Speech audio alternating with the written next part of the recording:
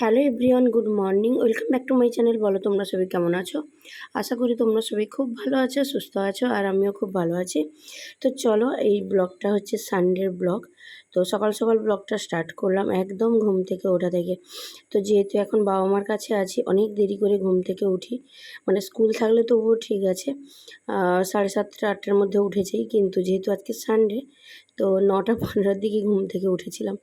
আর আমার গলার ভয়েসটাকে তোমরা ইগনোর করো, কারণ গলার ভয়েসটা একদম খারাপ হয়ে গেছে। একদমই কথা বলতে পারছিলাম না দুদিন ধরে, তাই কোনো রকম ব্লগ এডিট করা কিছুই পারিনি। তো যাই হোক, যেহেতু আজকে রবিবার, ভাবলাম সারাদিন বাড়িতে আছি, তো ব্লগটা স্টার্ট করা যাক। ঘুম থেকে উঠেই আমি এখন এই বিছানা পাট যা ছিল ওইগুলো একটু গুছিয়ে নিলাম, নিয়ে এখন যাব। দেখি সকালবেলা মা তো বকাবকি করছে যে দেরি করে উঠলে কি বলো তো, সকালবেলার খাওয়া দাওয়াটা টাইমে ঠিকঠাক হয় না। এবার স্কুল থাকলে কি হয়, সকাল থেকে উঠলে টাইমে খাওয়া দাওয়াটা হয়ে যায়। তো চলো ফটাফট এখন আমি একটু ফ্রেশ হয়ে নিই। আগের ব্লগে একজন কমেন্ট করেছিল নিবেদিতা পাউল বলে। তো নিবেদিতা পাউল হচ্ছে পূজার ফ্রেন্ড, আর এখন যেহেতু আমার ভিডিও রেগুলার দেখছে এবং ও খুব সুন্দর কমেন্ট করেছে, আমার ভিডিওর জন্য ওয়েট করেছিল। তার সঙ্গে নিবেদিতা জানিয়েছে যে ও 3 মান্থ প্রেগনেন্ট। তো যাই হোক নিবেদিতা, তোমাকে বলবো যে শুধু এই 3 মাস 4 মাস তো প্রথমে তো সাবধানে থাকতেই হয়, প্রথম 3-4 মাস। কি আমি মনে করি যে 3-4 মাস নয়, পুরো জার্নিটাই আমাদেরকে সাবধানে থাকতে হবে। আমরা একরকমভাবে লাইফস্টাইল কাটাচ্ছিলাম, এবার সেখানে নতুন একটা পথ চলা শুরু হয়েছে, আর আমাদের কাছে তো এটা নতুনই, কোনো কিছুই জানি না। সেখানে নিজেদের শরীরে অনেক রকমের চেঞ্জেস আসে, যেগুলো আমাদের মেনে নিতে বা কী বলো তো, মানিয়ে নিতে একটু তো সমস্যা হচ্ছে, আমার ক্ষেত্রেও হচ্ছে। তো এই জন্য বলবো নিবেদিতা, তো ভালো থাকো, সাবধানে থাকো। আর এখন কিন্তু প্রচুরভাবে চারদিকে বাড়ি বাড়ি জ্বর হচ্ছে, ঠান্ডা লাগছে। তো ওই সব থেকে নিজেকে একটু সাবধানে রাখবে। ভালো থাকো তুমি, আর এইভাবে সাপোর্ট করো, পাশে থেকো আমার। আর তো যাই হোক চলো, আর এখন ফ্রেশ হয়ে নিয়েছি, এখন ব্রেকফাস্ট করব। আর আজকে একটু ওই গোলা রুটি, ওই আটা দিয়ে যে গোলা রুটি হয়, ওই রুটি মাকে বানিয়ে দিতে বলতে বানিয়ে দিয়েছে। তার সঙ্গে চাল কুমড়োর তরকারি, আর ছিল তোমার ওই বেদানার জুস। তো যাই হোক, এখন আমি ব্রেকফাস্ট করে নিব। আর এই মানে আটার যে গোলা রুটি, এটা হচ্ছে গরিবের ধোসা বলতে পারো। মানে অ্যাকচুয়ালি না, মানে এটাকে দেখলেই ধোসা ধোসা ফিলিংস আসে। তো যাই হোক, এখন এটা খেয়ে নিব। আর অনেক দিন পরেই এই খাবারটা, আমার তো ভীষণই ভালো লাগে, আর একটু মিষ্টি মিষ্টি হয়, তো এই জন্য বেশ ভালো লাগে। যেহেতু আজকে রবিবার, ভেবেছিলাম একটু নিজের যত্ন নিব, কিন্তু সে আর হয়ে ওঠেনি, কারণ বারবার করে কারেন্ট চলে যাচ্ছে, আর এত গরম। আর এখন না, মানে একদমই গরম সহ্য করতে পারি না, প্রচণ্ডভাবে কষ্ট হয়। তো তারপর এদিকে দেখো দুপুরে রান্নাবান্না বসিয়ে দিয়েছিল, আর আমাকে বলেছিল ওই কুমড়ো ফুলের বড়াটা বানাতে। মা সমস্ত কিছু রেডি করে দিয়েছে, আমি শুধু ওইটাকে ভেজে নিলেই জাস্ট হয়ে যাবে। কুমড়ো ফুলের মধ্যে ওই পেঁয়াজ, কাঁচা লঙ্কা, তারপরে তোমার একটু হলুদ গুঁড়ো, লবণ, আর দিয়েছি মুসুর ডাল বাটা।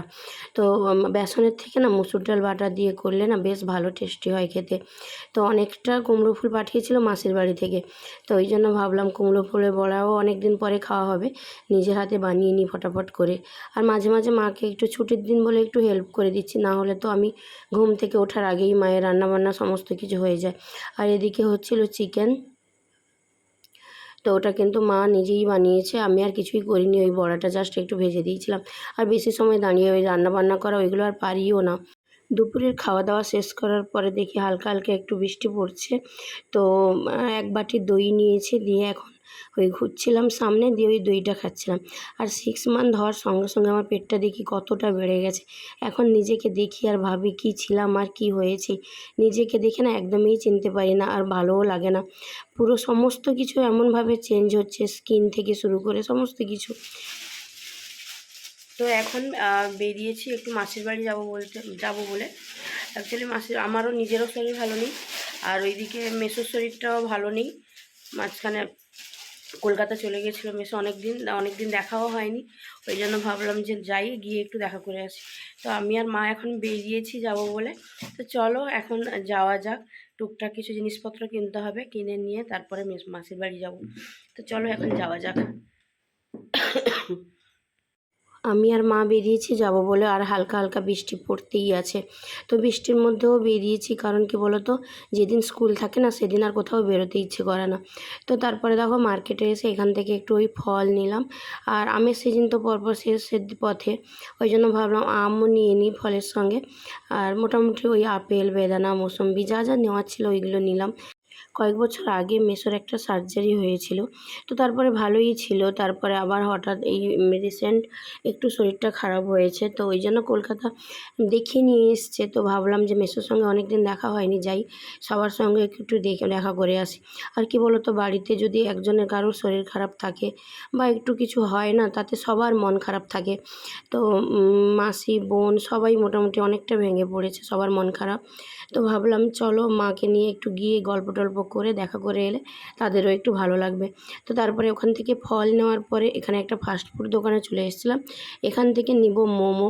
এখানে মোমোটা তোমার খুব ভালো বানায়, আর আমি যখনই মাসির বাড়ি যাই এখান থেকে মোমো নিয়ে যাই, কারণ বোন ভাই তারা সবাই খেতে পছন্দ করে। তো তার সঙ্গে এখান থেকে চিড়ে ভাজা, তারপর তোমার বিস্কিট, ওইগুলো মেসোর জন্য টুকটাক কিছু নিয়েছিলাম এখান থেকেও। তারপর হঠাৎ মনে হলো যে একটু প্যাটিস খেতে ইচ্ছে করছে। বহুত দিন হয়ে গেল আমি বাইরের খাবার সেভাবে খাচ্ছি না, বাড়ির যাই রান্নাবান্না হয় তাই খাচ্ছি। তো ওখান থেকে তোমার এমনি ভেজ প্যাটিস নিয়েছিলাম, আর ওদের জন্যও নিয়ে নিয়েছিলাম, আর নিজের জন্যও নিয়েছিলাম। তো তবে প্যাটিস নিয়েছিলাম খাবো বলে, আর মাসির বাড়িতে গিয়ে মোমো খাওয়ার পরে না প্যাটিসটা আর খাওয়া হয়নি। তো তারপরে মাসির বাড়ি গিয়ে আর ওখানে ব্লগ করিনি, কারণ সবার সঙ্গে কথা বলতে খুব ব্যস্ত ছিলাম। বি ফার্ম কমপ্লিট করে এম ফার্ম পড়ছে। এখন জ্বর হয়ে এমন অবস্থা হয়েছে, না ফেস ওয়াশ কোনোভাবে কোনো কিছু ইউজ করতে ইচ্ছে করে না কিছু। এখন দেখো এই ওয়াইপস দিয়ে মুখটা ভালোভাবে ক্লিন করে নিয়েছি, আর কিছু করার নেই। আর খাওয়া দাওয়া করে আজকের মতো একদম রেস্ট। আবার কালকে সেই রেগুলার স্কুল যাওয়া, যেমন ডেলি রুটিন।